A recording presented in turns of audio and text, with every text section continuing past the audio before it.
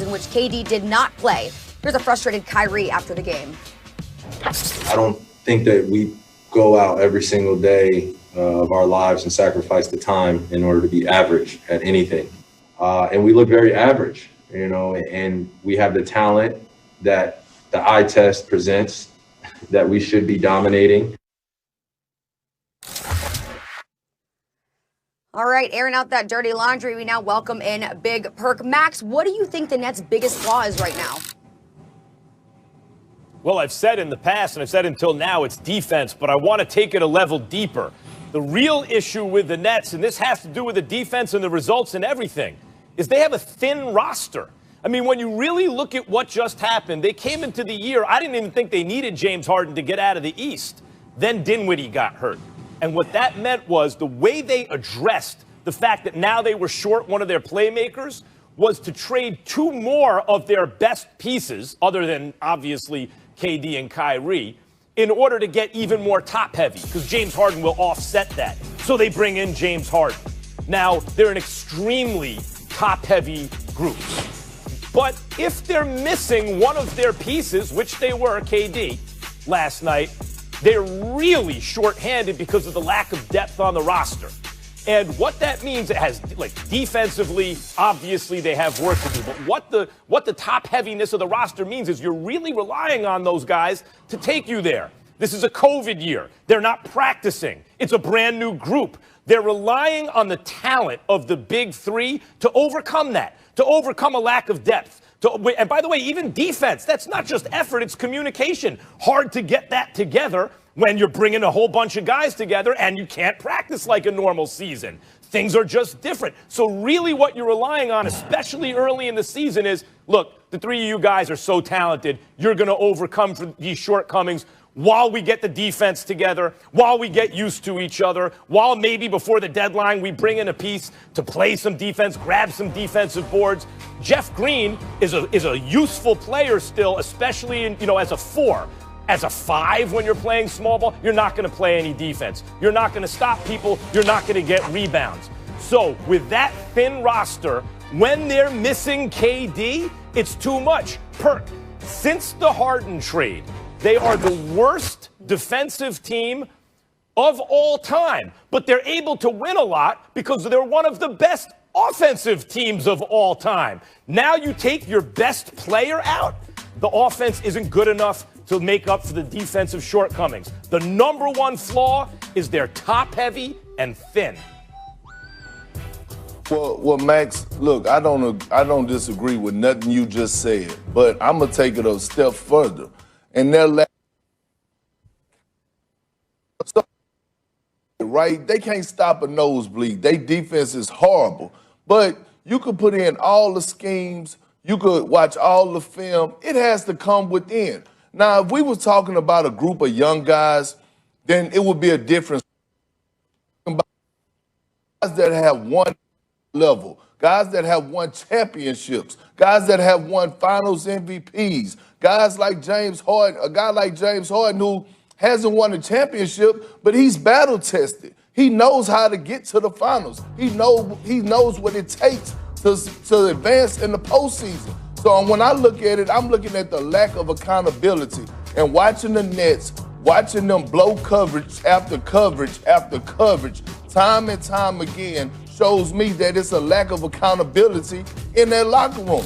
And people are not holding each other accountable. When I was on the Celtics, the first thing that happened is guys bought in defensively. Yeah, you had Ray Allen, Paul Pierce, and Kevin Garnett. You knew you were going to get buckets. But they bought in on the defensive side, and they also allowed Doc Rivers to hold them accountable. You could tell the teams that are well coached and get held accountable. The Utah Jazz, the way that they're flying around, the way that so are you saying Steve Nash is the issue?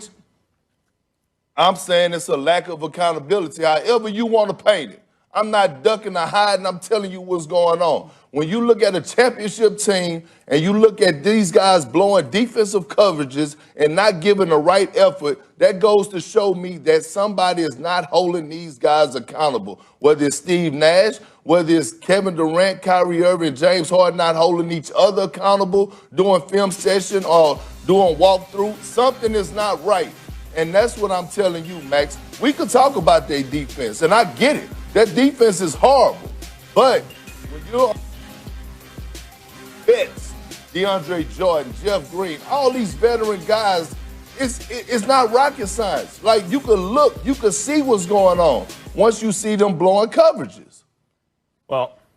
One thing I'll say is Steve Nash is a rookie head coach who was not known for his defense, nor did he play on a team that was known for their defense, needless to say. And Mike D'Antoni, who's there as, some experience on the bench, also obviously was not known for his defense. Way before I ever heard Stephen A. say that Jamie Foxx called him Antony, no D, I was making that same joke, Perk, on LA radio when D'Antoni was it. That's Mike Antony, no D. I mean, so that, yes, like that's part of it. But let me say something. Those Phoenix Suns teams without great defense made playoff runs every year. They got deep. And even right now, if you look at, I talk about their offensive efficiency versus their defensive efficiency. Worst ever versus almost best ever, right? But when you split the difference, they're actually in the middle of the pack. When you say, okay, add it all up, what's their point differential? I think it's 0.2 points or something like that, which puts them squarely in the middle, 15th in the NBA. And a team like that, you're expecting to win as much as they lose as much as they win. The difference here is they have three guys who can all play hero ball. As much as people say, oh, it's not about hero ball, we all know if you have three dudes who can all get their own shots at an historically elite level and hit them from anywhere at an historically elite level, those close games, you're going to win a lot of them. If you have three dudes like that's never really happened before on that level, you're going to win a lot of them. But if one of those dudes is missing, Perk, if one of them is missing, a lot of that, especially if it's your best guy, that firepower that you have to rely on, it ain't going to be there. And that's their top heavy and thin. You mentioned DeAndre Jordan and Jeff Green. DeAndre Jordan can give you some minutes, and Jeff Green can still play. That is true.